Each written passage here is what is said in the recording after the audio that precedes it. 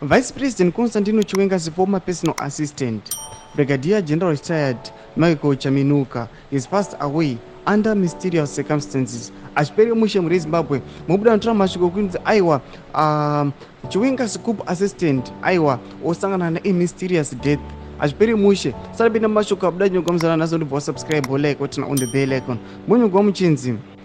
Chaminuka, who was 62, died in Harare after a short illness. Brigadier General Chaminuka served as Chiwenga's personal staff officer during his tenure as the Zimbabwe Defense Forces commander. He was a key player in the November 2017 coup that ousted the late President Robert Mugabe, a move led by Chiwenga himself. Since the coup, a number of Chiwenga's close allies involved in the ousting of Mugabe and the subsequent rise of Emmerson Mnangagwa to power have met ultimately and suspicious deaths. Among them are General Sibusiso Moyo and the parents Shiri, both of whom played pivotal roles in the coup.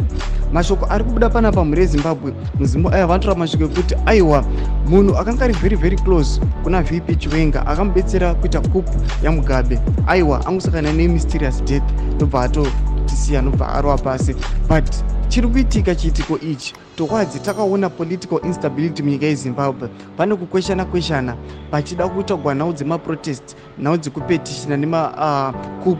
Ndo patiri kuona kuti aiwa vanhu vese vakanga vari associated nekup yemuna 2017 vari ngonzi vari kurwa pasi. Tiudze mafungiro enyu muri kudii pamusoro pechiitiko ichi. Kunyange comment section yedu musangano subscribe kulike chinotina on the bell icon.